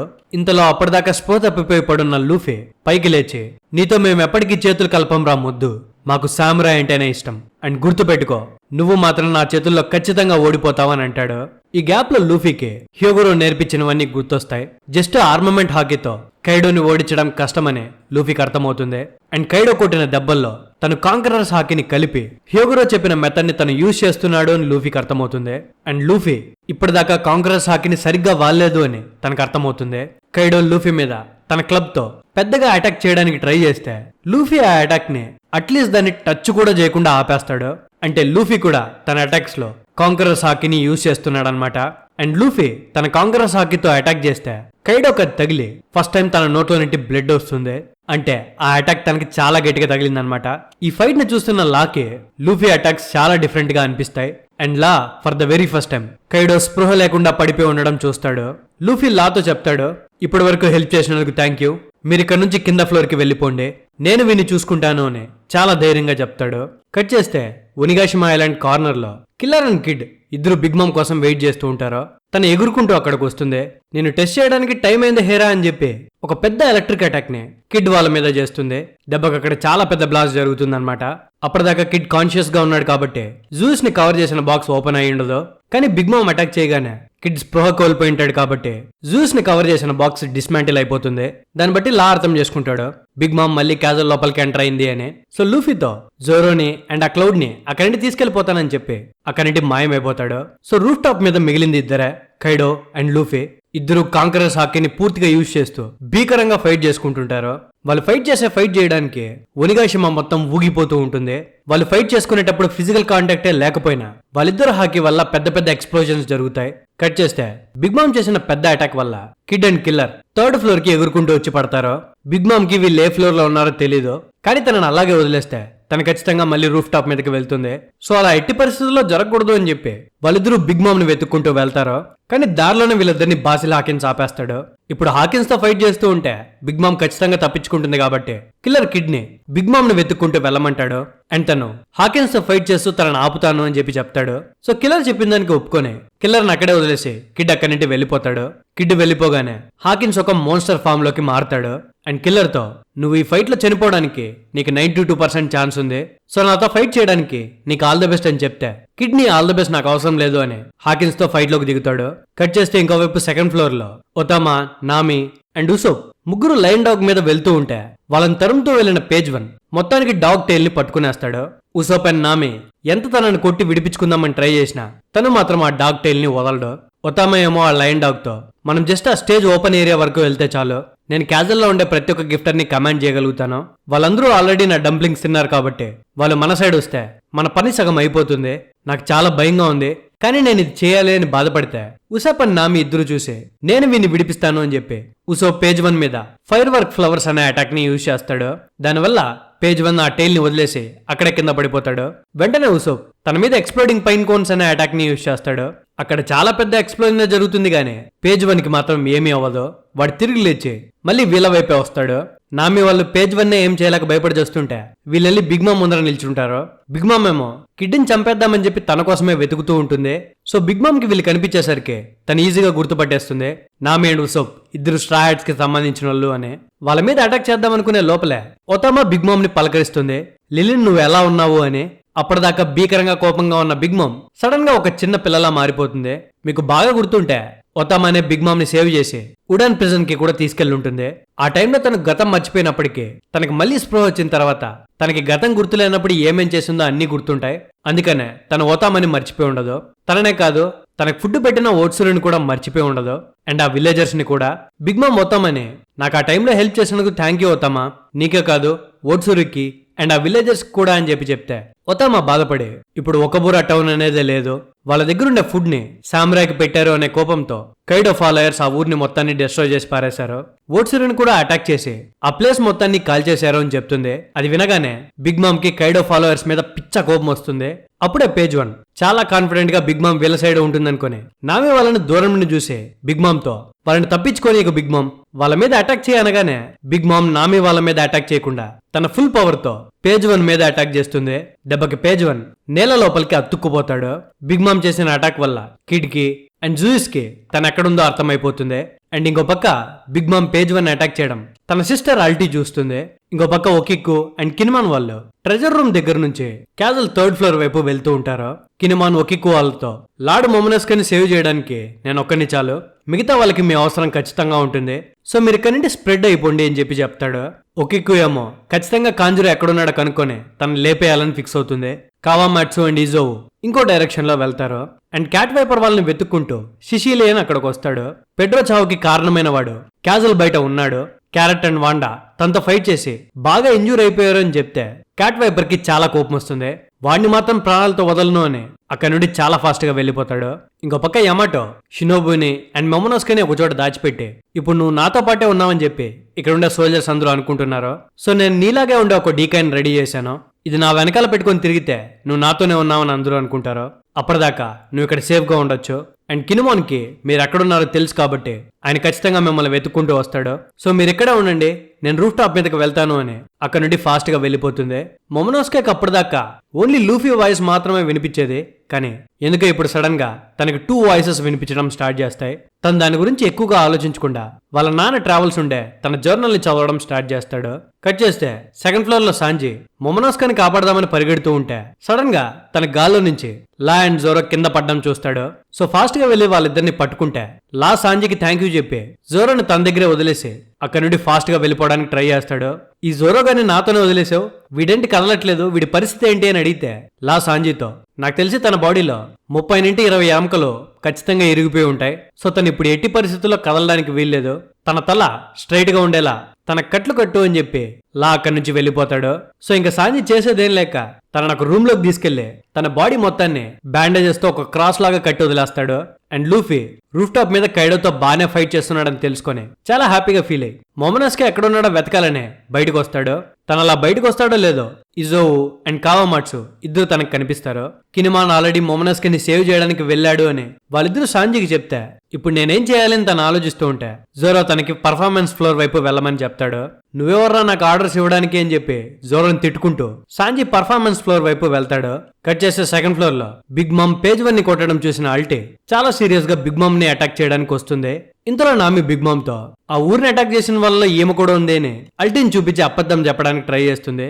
ఒతామా చెప్తే ఒప్పుకున్నదేమో గానే బిగ్ మామ్ నామి చెప్తే అస్సలు ఒప్పుకోదు. ఫస్ట్ వాళ్ళ పని అయిపోగానే నెక్స్ట్ చంపేసేది మిమ్మల్ని అని నామికి వార్నింగ్ ఇస్తుంది.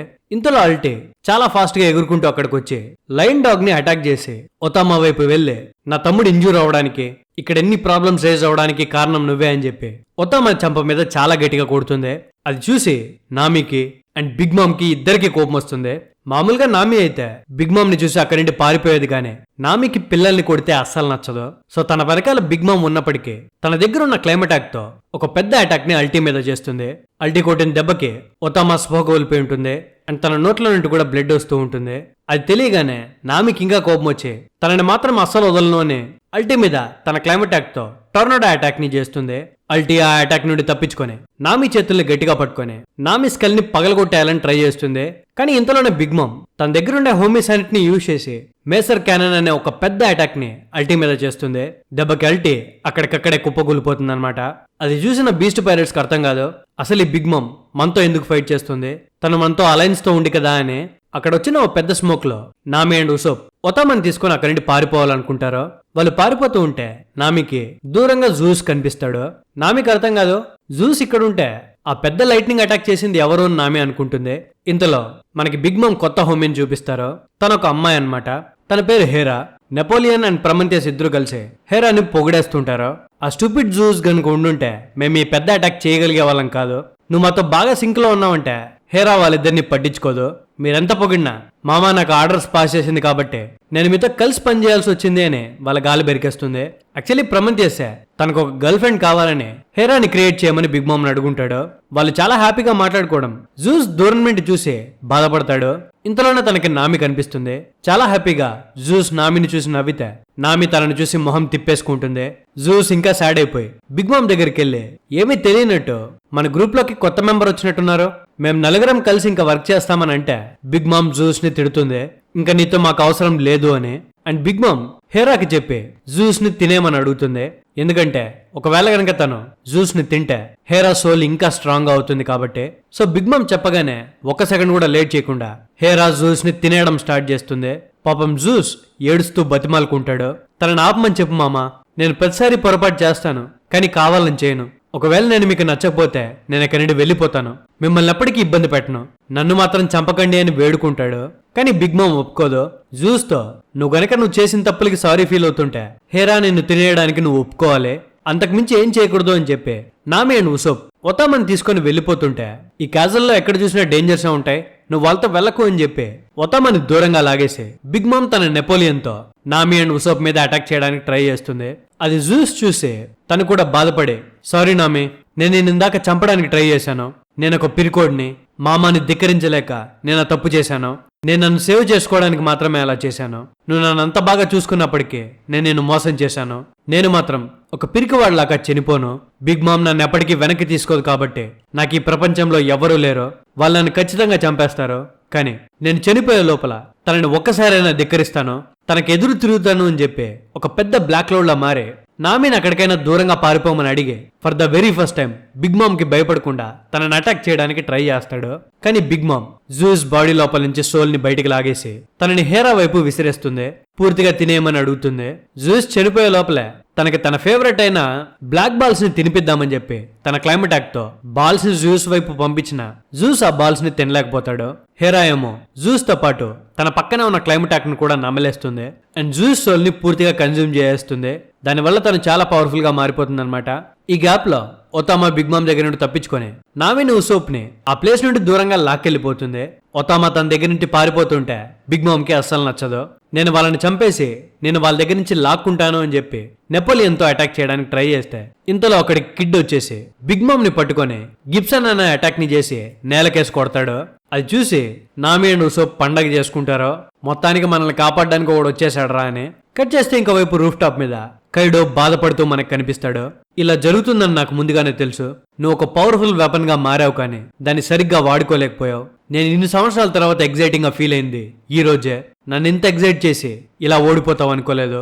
ఇంతకంటే సింపుల్ గా నేను నీ తలకాయ నరికేస్తున్నా బాగుండేది అని కైడో బాధపడుతూ ఉంటాడు. అండ్ తను బాధపడుతుంది ఎవరి గురించో కాదు, మన లూఫీ గురించి. ఎందుకంటే కైడో లూఫీని ఓడించేసి తనని ఒనిగాష్మా మీద నుండి విసిరేసి ఉంటాడు కాబట్టి యాక్చువల్లీ కైడో చాలా బాధపడతాడు. తన ఎప్పటి నుంచో జాయ్ బాయ్ కోసం వెయిట్ చేస్తూ ఉంటాడనమాట. సో లూఫీ కూడా జాయ్ బాయ్ కాదని కైడో లైట్ తీసుకుంటాడు అండ్ లూఫీ ఏమో సముద్రంలో పడతాడు.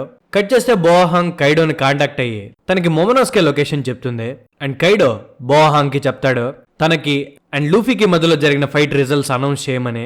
కట్ చేస్తే పర్ఫార్మెన్స్ ఫ్లోర్ దగ్గర మోన్స్టర్ పాయింట్ కి మారిన చాపర్ క్వీన్ తలకాయ తీసుకుని నేలకేసి తపా కొడుతుంటాడు. అండ్ అప్పటిదాకా క్వీన్ కోసం పనిచేసిన బీస్ట్ పైరెట్స్ అందరూ చాపర్ సైడ్ తిరిగిపోయి ఉంటారు. మామూలుగా మోన్స్టర్ పాయింట్ ని చాపర్ ఒకప్పుడు 5 minutes మాత్రమే వాడగలిగేవాడు. కానీ సీజర్ తన కోసం కొత్త రకమైన రంబుల్ బాల్స్ ని తయారు చేసి వచ్చి ఉంటాడు. వాటి వల్ల చాపర్ ఎక్కువసేపు మోన్స్టర్ పాయింట్ లో ఉండగలుగుతాడు. చాపర్ కి ఇంకా 10 minutes మాత్రమే టైం ఉంటుంది. తను ఎంత కొడుతున్నా క్వీన్ తిరిగి లేస్తుంటాడు అండ్ తన మీద అటాక్ చేస్తుంటాడు. ఇంకో పక్క ఆ ఫ్లోర్ దగ్గరకు వచ్చిన పెరస్పెరో దొరికిందే ఛాన్స్ అని తన క్యాండీ ఆరస్ ని నచ్చిన డైరెక్షన్ లో విసురుతుంటాడు అనమాట. ఇంతలోనే ఆ టాప్ ఫ్లోర్ దగ్గరికి బోహాంగ్ వస్తుంది. డిఫ్యూజన్ మోడ్ ని యాక్టివేట్ చేస్తుంది. దానివల్ల తన మార్కింగ్స్ ఎవరెవరి మీద ఉన్నాయో అవన్నీ స్పీకర్స్ లా పనిచేయడం స్టార్ట్ చేస్తాయి. కైడో ఆర్డర్స్ మేరకు బోహాంగ్ అక్కడ ఉండే వాళ్ళందరికీ రూఫ్ టాప్ రిజల్ట్స్ ని ప్రకటిస్తుంది. ఎనిమి సైడ్ హైయెస్ట్ బౌంటీ ఉన్న లూఫీ కైడోతో ఓడిపోయాడని. కోజుకి సామ్రైస్ అండ్ లూఫీ ఇద్దరు ఓడిపోయారు కాబట్టి ఇంకా కైడోని ఛాలెంజ్ చేసే వాళ్ళు ఎవరూ లేరని, బ్రతుకున్న వాళ్ళలో ఎవరైనా సరెండర్ అయిపోతే వాళ్ళని కైడో ప్రాణాలతో వదిలేసి తన ఫాలోయర్స్ గా మార్చుకుంటాడు. స్ట్రా హ్యాట్ లూఫీ సముద్రంలో మునిగిపోయాడు కాబట్టి ఎనిమీస్ ఓడిపోయినట్టే, ఇంకా మీ బ్యాటిల్ ని ఆపేయండి అని బోహాంగ్ అనౌన్స్ చేస్తుంది. బోహాంగ్ అనౌన్స్ చేసింది విని స్ట్రా హ్యాట్స్ తో పాటు ఎవరు ఆ విషయాన్ని నమ్మలేకపోతారో. ఇంకో పక్క కినిమాన్ అండ్ ఒకిక్కు ఇద్దరు మొమనోస్కే దగ్గరికి చేరుకునేసి ఉంటారు. మొమనోస్కే ఏమో తలనొప్పితో అరుస్తూ ఉంటాడు. పాపం కినిమాన్కి ఏం చేయాలో అర్థం కాదు. ఇంతలో ఇంతకుముందు ఫేక్ ఓడన్ ని ఎలాగైతే సామురాయిల దగ్గరికి పంపించారో అలాగే ఇక్కడికి కూడా ఒక ఫేక్ ఓడన్ వస్తాడు. షినోబు అండ్ మెమనోస్కే ఇద్దరు ఓడన్ ఫేక్ అని చూసి రియల్ ఓడన్ అక్కడికి వచ్చారు అని చెప్పి అనుకుంటారు. కానీ అక్కడ నిజమైన వాడు కాదని చెప్పి ఒకిక్కు చాలా ఫాస్ట్ గా అషురాని ఇలాగే కదా మోసం చేసి చంపేశావని కత్తితో కట్ చేసి పారేసే లోపల ఆ ఓడెన్ ఫేక్ ఒకిక్కు అండ్ ఇజోవు చిన్నతనం గురించి మాట్లాడతాడు. దాని గురించి మాట్లాడగానే సడన్ గా ఒకిక్కు అటాక్ చేయకుండా ఆగిపోతుంది. ఒక్క సెకండ్ కూడా లేట్ చేయకుండా ఆ ఫేక్ ఒకిక్కును పొడిచి పారేస్తుంది అనమాట. అండ్ ఆ ఫేక్ ముసుగులో నుండి కాంజురో బయటకు వస్తాడు. ఒకిక్కు కింద పడిపోతే కినిమాన్ తన నెల్లి పట్టుకుంటాడు. కాంజురోని చంపలేకపోయినందుకు అండ్ వాళ్ళని గెలిపించలేకపోయినందుకు ఒకిక్కు కినిమాన్ కి సారీ చెప్తూ ఉంటుంది. ఇంతలో కాంజురో వెనక నుండి వచ్చి కినిమాన్ ని చంపడానికి ట్రై చేస్తాడు. కానీ కినిమాన్ ఒక్క సెకండ్ కూడా లేట్ చేయకుండా తనని నరికి పారేస్తాడు. కాంజురో చనిపోయే ముందు కినిమాన్ తో ఇది నా ఫైనల్ యాక్ట్, నా యాక్ట్ కంప్లీట్ చేయడానికి ఒకటి కర్టన్స్ మూసేయాలి. ఆ కర్టన్స్ మూస్తోంది నువ్వే అని నాకు చాలా హ్యాపీగా ఉంది, ఎందుకంటే మనిద్దరం ఫ్రెండ్స్ కదా అని చెప్పి కాంజురో అక్కడే కింద పడిపోతాడు. కాంజురో పడిపోయిన వెంటనే సీలింగ్ ని బద్దలు కొట్టుకొని మరి కైడో అక్కడికి వచ్చేస్తాడు. అండ్ మొమనోస్కేని చంపడానికి తన ఐరన్ మేస్ తో ఒక పెద్ద అటాక్ ని చేయబోతాడు. కానీ కినిమాన్ ఆ పెద్ద అటాక్ ని తన ఒక్కడే డిఫెండ్ చేస్తాడు.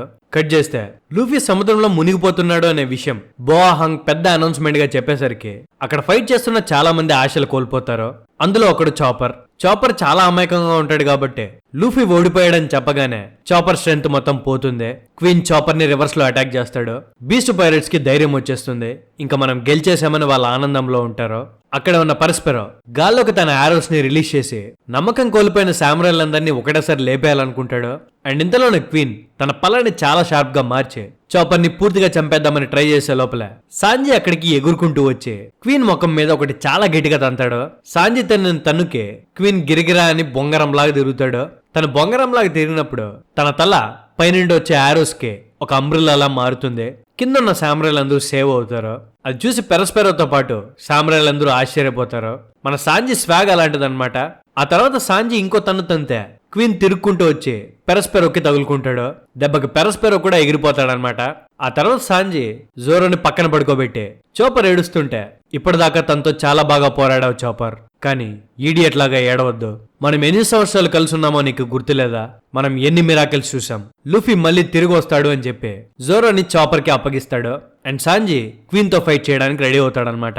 వాళ్ళ కెప్టెన్ ఓడిపోయాడని చెప్పిన సాంజీ ఫైట్ ని మాత్రం ఎందుకు ఆపదలుచుకోవట్లేదో అక్కడ ఉండే చాలా మంది సామ్రాయిలకు అర్థం కాదు. కానీ మార్కోకి తెలుసు స్ట్రా హ్యాట్స్ కి ఒకరంటే ఒకరికి ఎంత నమ్మకమో. సో మార్కో సాంజీ నమ్మకం చూసి ముచ్చట పడతాడు. ఇంకో పక్క ఫస్ట్ ఫ్లోర్ లో మొమనస్కా వాళ్ళు ఉండే ప్లేస్ కి కైడో వచ్చేసి ఉంటాడు. అండ్ నేను మీకు ఆల్రెడీ చెప్పినట్టు కైడో చేసిన పెద్ద అటాక్ ని కినిమాన్ ఒక్కడే ఆపడానికి ట్రై చేస్తాడు. ఆల్రెడీ తను చాలా ఇంజూర్ అయి ఉంటాడు కాబట్టి ఆ పవర్ ని ఆపలేక తన బాడీ పూర్తిగా డ్యామేజ్ అవుతుంది. లిటరలే తన కాళ్ళ మీద తనే నిలబడలేనంత. అయినప్పటికీ కినిమాన్ తనకున్న కొంచెం స్ట్రెంత్ లోనే తన దగ్గర ఉన్న కత్తితో కైడోని చంపడానికి ట్రై చేస్తాడు. దీన్ని బట్టి మీరు అర్థం చేసుకోవచ్చు కినిమాన్ కోజుకి క్లాన్ కి ఎంత లాయల్ అనేది. అండ్ అదొక్కటే కాదు, ఒడెన్ చనిపోయిన తర్వాత కినిమానే మొమనస్కేని దగ్గరుండి చూసుకుని ఉంటాడు. సో లిటరలీ కినిమాన్ మొమనస్కేని ఒక కొడుకులాగా చూస్తుంటాడనమాట. అలాంటి తన కొడుకుని ఎలాగైనా కాపాడుకోవాలని కొన ప్రాణాలతో కూడా పోరాడడానికి ట్రై చేస్తాడు. కానీ కైడో చాలా క్రూరంగా ఉంటాడు. కైడో ఒక కత్తిని బయటికి తీసి కినిమాన్ని పొడిచి పారేస్తాడు. షినోబు కైడోతో ఫైట్ చేయలేదు కాబట్టి తనింక చేసేదేం లేక మొమనస్కేని తీసుకొని అక్కడి నుండి పారిపోవడానికి ట్రై చేస్తుంది. తన కళ్ళ ముందరే తండ్రి లాంటి కినిమాన్ని కైడో చంపేస్తుంటే మొమనస్కే తట్టుకోలేకపోతాడు. షినోబు మొమనస్కేని తీసుకొని పారిపోతుంటే మొమనస్కే మైండ్ లో తనకి లూఫీ వాయిస్ వినిపిస్తుంది. లూఫీ మొమనస్కేతో చెప్పి అందరికి చెప్పమంటాడు తను బ్రతికే ఉన్నాడని. ఇంతలో మొమనస్కేకి బోఆహాంగ్ ఫ్రాగ్ ఒకటి కనిపిస్తుంది. సో అదొక స్పీకర్ లాగా పనిచేస్తుంది కాబట్టి మొమనస్కే ఆ ఫ్రాగ్ ని తీసుకొని నా పేరు కోజుకి మొమనస్కే, నేనిప్పుడు లూఫీ చెప్పిన మాటల్ని మీ అందరికీ చెప్పబోతున్నాను. లూఫీ ఇంకా బ్రతికే ఉన్నాడు. తను పోరాడడానికి ఈ బ్యాటిల్లోకి తిరిగి వస్తానని చెప్పమన్నాడు. సో ఎవ్వరు ఫైట్ చేయడం ఆపకండి. ఫైట్ చేయడం ఎంత కష్టంగా ఉన్నా మీ లోపల ఊపిరినంతసేపు ఆపకుండా ఫైట్ చేస్తూనే ఉండండి. లూఫీ తిరిగి వస్తానని నాతో చెప్పమన్నాడు. అండ్ తను తిరిగి రాగానే ఖచ్చితంగా తను కైడోని ఓడిస్తాడంట అని లూఫీ మాటలుగా క్యాజల్లో ఉండే ప్రతి ఒక్కరికి వినిపించేలా చెప్తాడు. మొమనస్కే మాటలు విన్న ప్రతి ఒక్కరికి మళ్ళీ ధైర్యం వస్తుంది. లూఫీ తిరిగి వస్తాడనే నమ్మకం వస్తుంది. అదంతా విన్న కైడో మొమనస్కే దగ్గరికి చేరుకొని అందరినీ మళ్ళీ ఫైట్ చేసేలా చేసావు కదా, నీకు ఇప్పుడు ఆనందంగా ఉందా ఓడెన్ కొడక అని షినోబు అండ్ మొమనస్కే మీద అటాక్ చేయడానికి ట్రై చేస్తే షినోబు తన రైప్ డెవిల్ ఫ్రూట్ ని యూజ్ చేసి, అంటే దేన్నైనా పాతగా మార్చేయగల తన డెవిల్ ఫ్రూట్ పవర్ తో తన నిల్చొనున్న ల్యాండ్ మీద యూజ్ చేస్తే ఆ పార్ట్ ఇరిగిపోయి కింద పడిపోతుంది. ఒనిగాషిమా గాల్లో ఎగురుతోంది కాబట్టి వాళ్ళున్న ప్లేస్ కి బొక్క పడ్డం వల్ల మొమనస్కే అండ్ షినోబు గాల్లో నుండి కింద పడ్డం స్టార్ట్ చేస్తారు.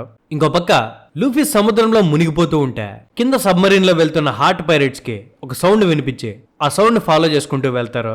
అక్కడికి వెళ్ళి చూస్తే అక్కడ లూఫీ ఉంటాడు. వెంటనే వాళ్ళు తనని గుర్తుపట్టి సబ్మరీన్ లోపలికి తీసుకురావాలనుకుంటారు. కట్ చేస్తే ఇంకోవైపు బిగ్ మామ్ తో కిడ్ ఒకటే ఫైట్ చేస్తుంటే లా అక్కడికి వస్తాడు. లాని చూడగానే కిడ్ తనని తిడతాడనమాట. ఏంటి నువ్వు నా ఫైట్ ని చెడగొట్టడానికి వచ్చావా అని. కానీ లా కిడ్ తో చిన్నపిల్లల్లా బిహేవ్ చేయకు కిడ్, మనం టెంపరీ అలయన్స్ ఫామ్ చేద్దామని అడుగుతాడు. ఇదిలా ఉంటే ఒనిగాషిమా పైనుంటే షినోబు అండ్ మొమనస్కే పడిపోతే ఏం చేద్దామా అని చెప్పి కైడో ఆలోచిస్తూ ఉంటే సడన్ గా రూఫ్ టాప్ మీద నుండి యమాటో గట్టిగా కైడో అని పిలుస్తుంది. అది విని కైడో నన్ను కైడో అని కాదు ఫాదర్ అని పిలవాలి యమాటో అని అంటే యమాటో గట్టిగా నేను ఇక్కడికి వచ్చింది యమాటో లాగా కాదు నీతో ఉన్న కనెక్షన్స్ తెంపుకోవడానికి అని గట్టిగా అరుస్తుంది. కట్ చేస్తే ఫ్లవర్ క్యాపిటల్ లో ఫైర్ ఫెస్టివల్ కి సంబంధించిన సెలబ్రేషన్స్ జరుగుతూ ఉంటాయి. అందరూ చాలా హ్యాపీగా ఉంటారు. ఒటోక ఏమో హిటెట్స్ తో పాటు ఉంటుంది. తను ఒక పెద్ద ఫైర్ ని చూసి ఎందుకు ఇలా వేశారు అని అడిగితే దానికి హిడెట్స్ మనం ఇలా ఫైర్ వేసేదే చనిపోయిన వాళ్ళని గుర్తు చేసుకుంటూ ఈ ఫైర్ ఎంత పెద్దగా అయితే అంత పెద్దగా వేసి చనిపోయిన వాళ్ళకి అందుకోవాలని కోరుకుంటాం, అందుకే మనం ఈ ఫెస్టివల్ సెలబ్రేట్ చేసుకుంటాం అని చెప్తే ఇది మా నాన్నకు కూడా రీచ్ అవుతుందా అని అడుగుతుంది. దానికి హిడెట్స్ అవునని చెప్తాడు. కట్ చేస్తే ఒనిగాషిమాలో CP0 వాళ్ళు ఇంకా ఎంతమంది మిగిలారో అన్న దాని గురించి మాట్లాడుకుంటూ ఈ ఫైట్ స్టార్ట్ అయినప్పటి నుండి ఇప్పటి వరకు 5,000 మంది సోల్జర్స్ 2 sides నుండి పడిపోయారు. అంటే కైడో ఆర్మీ స్ట్రెంత్ 24,000 అండ్ సామ్రాయిలు 3,000.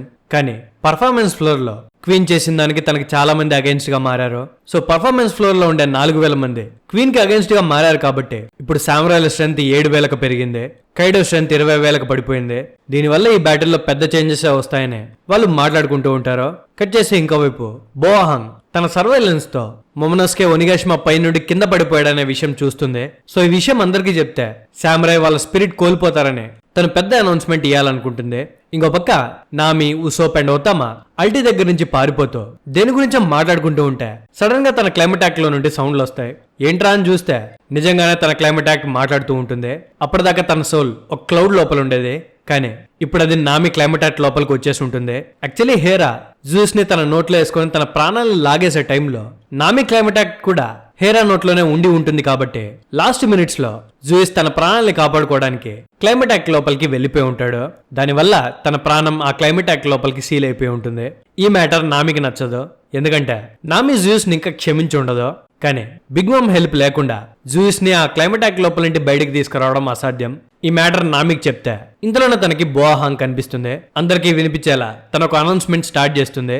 తనని వాడుకొని ఒతామా కమాండ్ ని అందర్ గిఫ్టర్స్ కి వినిపించేలా చేయొచ్చు అని నామి అండ్ ఉసోప్ ఒతామాని తన దగ్గరికి తీసుకెళ్లాలనుకుంటారు. కానీ ఇంతలోనే అక్కడికి అల్టీ వచ్చి ఉసోప్ మీద పెద్ద అటాక్ చేసి ఒతామా పీక పట్టుకొని పైకి లేపేస్తుంది. ఇదంతా జరిగింది నీ వల్లే నా తమ్ముడు బిగ్ మామ్ దగ్గర దెబ్బలు తిన్నాడు, నిన్ను మాత్రం చంపేస్తాను అని అల్టీ ఒతామాని ఏడ్పిస్తూ ఉంటే నామికి చాలా కోపం వస్తుంది. నిన్ను పిల్లల్నేమీ చేయొద్దన్నాను కదా అని చెప్పి కోపంగా తన క్లైమేట్ యాక్ట్ తో అల్టీని కొట్టడానికి ట్రై చేస్తే నామి క్లైమేట్ యాక్ట్ సడన్ గా ఒక పెద్ద మేస్ లాగా మారిపోతుంది. జూస్ సోల్ ఆ క్లైమేట్ యాక్ట్ లోపల ఉంది కాబట్టి ఆ క్లైమేట్ యాక్ట్ డిఫరెంట్ గా ట్రాన్స్ఫార్మ్ అవ్వగలుగుతుంది. తన మీద అంత పెద్ద అటాక్ చేసినప్పటికీ అల్టీకి ఏమీ అవ్వదు. అది చూసి జూస్ తను బయట నుండి చాలా స్ట్రాంగ్ గా ఉన్నప్పటికీ లోపల ఆల్రెడీ చాలా డ్యామేజ్ తీసుకునింది. సో నువ్వు నీ క్లైమేట్ యాక్ట్ ని ఎలా అయితే యూజ్ చేస్తావో అలానే యూజ్ చేయని నామికి చెప్తే అల్టీ ఒతామాని పట్టుకొని తన పక్కనే ఉంది కాబట్టి ఏదైనా పెద్ద అటాక్ చేస్తే అది అల్టీకి తగులుతుందేమో అని చెప్పి నామి భయపడే అటాక్ చేయలేకపోతుంది. వాళ్ళిద్దరిని సపరేట్ చేయడమే కదా నీకు కావాల్సింది అని చెప్పి మన ఉసోప్ సర్గ్రాసో అనే అటాక్ ని యూజ్ చేసి అల్టీకి అండ్ ఒతామాకి మధ్యలో పెద్ద గ్రాస్ బుష్ మొలిచేలా చేస్తాడు. దెబ్బకు వాళ్ళిద్దరూ సపరేట్ అవుతారు. నామి తన క్లైమేట్ యాక్ట్ తో వెదర్ ని యూజ్ చేస్తే మామూలుగా అయితే లైఫ్లెస్ క్లౌడ్స్ బయటకు వచ్చేవి, కానీ ఈసారి ఒక పెద్ద క్లౌడ్ లాగా జూస్ బయటకు వస్తాడు. నేను చూడ్డానికి సేమ్ గా ఉండొచ్చు కానీ ఇప్పుడు నేను వేరే, నాకు ఒక అటాక్ చెప్పు నామి అంటే తనని స్టోమ్ క్లౌడ్ గా మారమని చెప్పి లైట్నింగ్ బ్లాస్ట్ అనే అటాక్ ని యూజ్ చేస్తుంది. ఆ లైట్నింగ్ బ్లాస్ట్ లిటరలీ చాలా పవర్ఫుల్ గా ఉంటుందన్నమాట. తన అల్టీ మీద ఆ అటాక్ ని యూజ్ చేస్తే అల్టీ ఆ అటాక్ దగ్గర నుంచి తప్పించుకుంటుంది. మామూలుగా అయితే అటాక్ అనేది వేస్ట్ అయ్యేది, ఎందుకంటే దానికి ప్రాణం ఉండేది కాదు. కానీ ఇప్పుడు జూస్ ద్వారా ఆ లైట్నింగ్ కూడా ప్రాణం ఉంటుందన్నమాట. సో ఎనిమి ఎక్కడుంటే ఆ లైట్నింగ్ ట్రాక్ చేసుకొని మరి వాళ్ళకి వెళ్ళి తగలగలుగుతుంది. సో అల్టీ తప్పించుకున్న జూస్ మాత్రం టార్గెట్ మిస్ చేయకుండా అల్టీకి తగలగానే చికెన్ రోస్ట్ అయిపోయినట్టు అల్టీ అక్కడికక్కడే రోస్ట్ అయిపోతుంది. సో నామి అల్టీ మీద గెలిచిందనమాట. ఇదంతా బోహాంగ్ పక్కనే జరుగుంటుంది. మొమనస్కే ఒనిగాషిమా పైనుండి కింద పడిపోయాడు అని చెప్పడానికి తను బ్రాడ్కాస్ట్ స్టార్ట్ చేస్తే ఆ విషయం మర్చిపోయి టోబిరప్పోలో ఇద్దరు ఓడిపోయారు అని తను భయపడి గట్టిగా అనేస్తుంది. అండ్ తను ఇది బ్రాడ్కాస్ట్ చేస్తుంది కాబట్టి ఇది క్యాజువల్ లో ఉండే ప్రతి ఒక్కరూ వింటారు. బీస్ట్ పైరేట్ సైడ్ వర్క్ చేస్తున్న సోల్జర్స్ ఏమో భయపడి చేస్తారు, ఏంట్రా నిజంగానే టోబిరప్పోలో ఇద్దరు ఓడిపోయారా అని. ఇంతలో ఉసోప్ గ్రీన్ స్టార్ డెవిల్ అనే టెక్నిక్ ని యూజ్ చేసి బోహాంగ్ ని క్యాప్చర్ చేసేస్తాడు. అండ్ తనని ఒతామా దగ్గరికి తీసుకొని వస్తాడు. ఒతామా స్టేజ్ మీదకి ఎక్కి బోహాంగ్ ని ఒక మైక్ లాగా యూజ్ చేస్తుంది. అండ్ అందరినీ పిలిచి నేను ఒతామా అని చెప్పి అనగానే క్వీన్ ఒతామాని చూసి ఎవర్రా ఈ చిన్నపిల్లని ఇక్కడికి తీసుకొని వచ్చింది, అసలు తన ఈ బ్యాటిల్ మధ్యలో ఏం చేస్తుంది అని ఒతామా మీద గట్టిగా అరుస్తాడు. తన అరిచిన అరుపుకి ఒతామా భయపడే అక్కడ స్ప్రోదపై కింద పడిపోతుంది. నామి అండ్ ఉసోప్ ఇద్దరు పరిగెట్టుకుంటూ వెళ్లే ఒతామాని నిద్ర లేపుతారు. ఇంకో పక్క Who's Who and lead performers అయిన జాక్ అండ్ ఇంకా బీస్ట్ పైరేట్స్ ఇంకా కొంచెం కాన్ఫిడెన్స్ లోనే ఉంటారు. ఇది 30,000 మందికి 5,000 మందికి మధ్యలో జరుగుతున్న ఫైట్, మీరు ఎప్పటికైనా ఓడిపోవాల్సిందే అని చాలా గర్వంగా ఉంటారు. ఇంతలోనే ఒతామా తిరిగి లేస్తుంది. నామి వాళ్ళు తనకు ధైర్యం చెప్పి ఈసారి మళ్ళీ మాట్లాడమని అడుగుతారు. సో తను కొంచెం ధైర్యం తెచ్చుకొని నేను చెప్పేది అందరూ జాగ్రత్తగా వినండి, నేను ఒతామాని మీ మాస్టర్ని, మీరు మాతో కలిపి ఫైట్ చేయాలి, మీరు వెళ్ళి లూఫీకి మొమనాస్కేకి హెల్ప్ చేయాలి, కైడోను ఓడించాలి అని చెప్పి అనౌన్స్మెంట్ ఇస్తుంది. తను ఆర్డర్ ఇవ్వగానే తన డంప్లింగ్స్ తిన్న ప్రతి ఒక్క గిఫ్టర్ బీస్ట్ పైరేట్స్ కి అగేన్స్ట్ గా మారిపోతారు. ఒక్కొక్కరిగా అక్కడ ఉండే బీస్ట్ పైరేట్స్ అందరినీ అటాక్ చేయడం స్టార్ట్ చేస్తారు. ఒక్క ఫ్లోర్ లో కాదు, ప్రతి ఒక్క ఫ్లోర్ లో ఇదే జరుగుతూ ఉంటుంది. అప్పటిదాకా వాళ్ళ సైడ్ ఫైట్ చేసిన గిఫ్టర్స్ అందరూ ఒక్కసారిగా ఎదురు తిరిగేసరికి కంప్లీట్ బ్యాటిల్ సిచ్యువేషన్ స్విచ్ అయిపోతుంది. అది చూసి క్వీన్ కి కోపం వచ్చి ఖచ్చితంగా ఇదంతా ఆ పిల్ల చేసి ఉంటుందని తన మీద ఒక లేజర్ బ్లాస్ట్ చేద్దామని అనుకుంటాడు. కానీ ఎంతలోనే వెనక నుండి వచ్చి సాంజిత్ తన్ని ఇక్కడ చూడరా బచ్చా అని క్వీన్ తో ఫైట్ కి రెడీ అవుతాడు. అండ్ క్వీన్ కూడా సాంజిని చూసి గుర్తుపడతాడు తన జడ్జి కొడుకనే. సాంజికి డౌట్ వచ్చి నువ్వు ఆ పేరుని తీసావు, వాడు నువ్వు కలిసి ఏదైనా రీసెర్చ్ చేశారా అని అంటే దానికి క్వీన్ మేము ఒకప్పుడు మ్యాథ్స్ అనే ప్రోగ్రామ్ లో కలిసి వర్క్ చేశాం, కానీ అది కొన్ని సంవత్సరాల ముందు, అండ్ నేను నార్మల్ మనిషిని కాదు, నేను ఒక సైబార్గ్ని అని తన సైబార్గ్ ఫామ్ ని బయట పెడతాడు. సాంజీ ఏమో చాపర్ గురించి భయపడుతూ ఉంటే చాపర్ సాంజీతో నువ్వేం మా గురించి భయపడకు సాంజీ, మేము ఇక్కడ జోరోని చాలా జాగ్రత్తగా చూసుకుంటాం, నువ్వు ఫైట్ మీద కాన్సన్ట్రేట్ చేయని సాంజీకి చెప్తాడు. యాక్చువల్లీ మింగ్స్ డాక్టర్ దగ్గర ఒక విచిత్రమైన మెడిసిన్ ఉంటుంది, అది జోలో మాత్రమే దొరుకుతుంది అనమాట. దానివల్ల అది యూజ్ చేసిన వ్యక్తి చాలా ఫాస్ట్ గా రికవర్ అవ్వగలుగుతాడు, కానీ దానివల్ల చాలా ఎఫెక్ట్స్ కూడా ఉంటాయి. సో మియాగి ఆ మెడిసిన్ గురించి చాపర్ కి ఎక్స్ప్లెయిన్ చేస్తే ఆ కాన్వర్సేషన్ తో విన్న జోరో మనం ఆ మెడిసిన్ గురించి ఇప్పుడు డిబేట్ చేయడానికి వీల్లేదు, ఆ మెడిసిన్ నాకు ఎంత త్వరగా అయితే అంత త్వరగా ఇచ్చేయండి, ఈ సమయంలో నేను ఇప్పుడు ఏం చేయగలుగుతాననేదే మ్యాటర్ చేస్తుంది, ఆ తర్వాత నాకేం జరిగినా అది అనవసరం, నేను ఎలాగైనా ఇప్పుడు ఫైట్ చేయాలి అని జోరా ఆ మెడిసిన్ అడుగుతాడు. కట్ చేస్తే ఇంకోవైపు హూస్ హూకి అండ్ జిన్బేకి మధ్యలో ఫైట్ జరుగుతూ ఉంటుంది. హూస్ హూ ఫైటింగ్ స్టైల్ అంతా CP9 అండ్ CP0 వాళ్ళు యూజ్ చేసే 6 పవర్స్ టెక్నిక్ లా ఉంటుంది. అది చూసి జిన్బే గమనించి అయితే నేను నీ గురించి విన్నది నిజమే, నువ్వు ఒకప్పుడు వరల్డ్ గవర్నమెంట్ లో CP9 ఏజెన్సీకి వర్క్ చేసావు కదా, అండ్ వాళ్ళని జైల్లో కూడా పెట్టారు.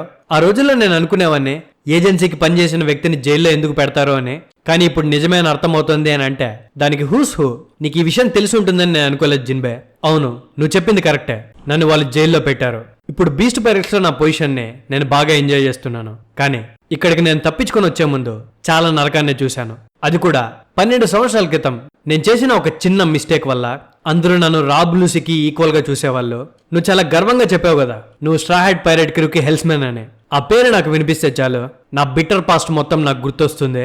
కరెక్ట్ గా 13 సంవత్సరాల క్రితం ఒక గవర్నమెంట్ షిప్ లో నుండి ఒక డెవిల్ ఫ్రూట్ ని దొంగతనం చేశారు, అండ్ అదే డెవిల్ ఫ్రూట్ ని స్ట్రా హ్యాట్ లూఫీ తిన్నాడు అని నాకు 2 సంవత్సరాల తర్వాత తెలిసిందే.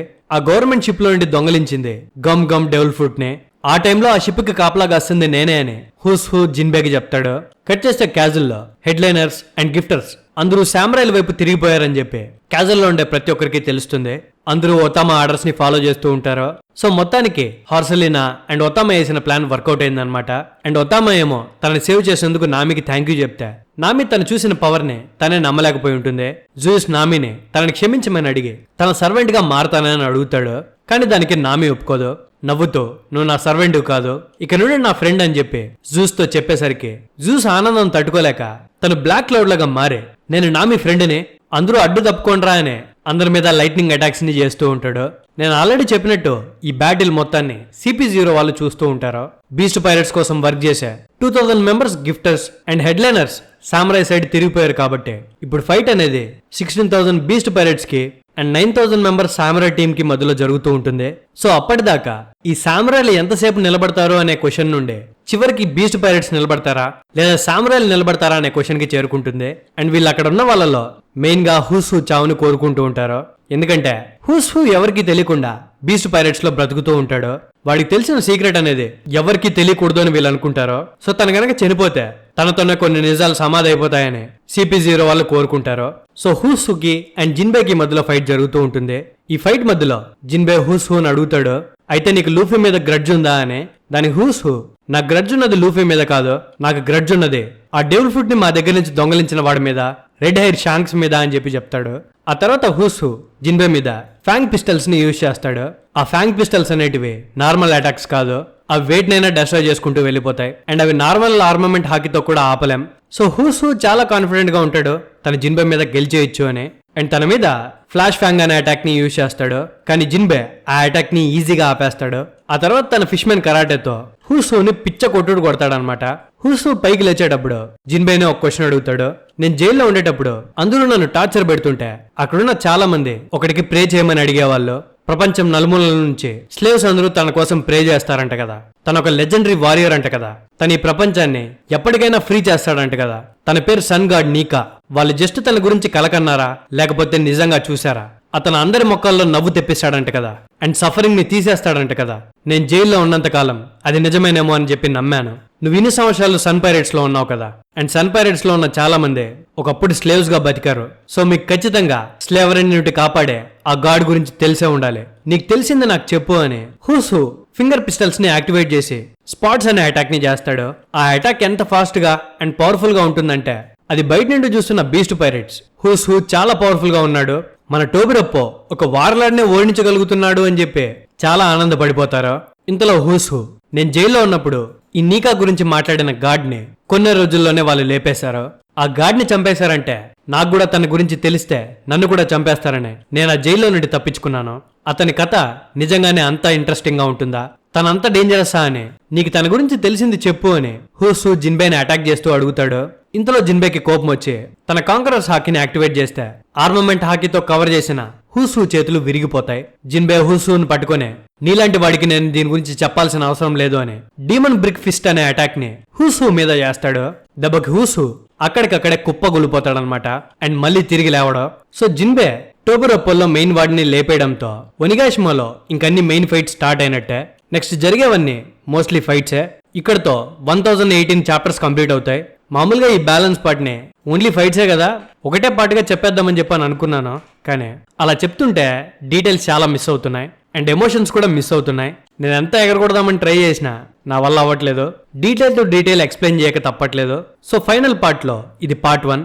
నెక్స్ట్ పార్ట్ లో స్ట్రా హ్యాట్స్ వర్సెస్ వాళ్ళ enemies and Luffy main fight అయిన గేర్ 5 ఫైట్ ని ఒకటే పార్ట్గా చెప్పేస్తాను. దాంతో ఇంకా వానో కంప్లీట్ అయిపోతుంది. So next part next Thursday release చేస్తాను. నాకు తెలిసి ఈ టైం సరిపోతుంది. ఫైనల్ ఫైట్ ని హ్యాపీగా ఎంజాయ్ చేద్దురు. So thank you guys last వరకు చూసినందుకు. అర్థం చేసుకుంటారని కోరుకుంటూ మళ్ళీ నెక్స్ట్ వీడియోతో థర్స్డే కలుసుకుందాం. అప్పటి వరకు జాగ్రత్త. Love you, me anime professor.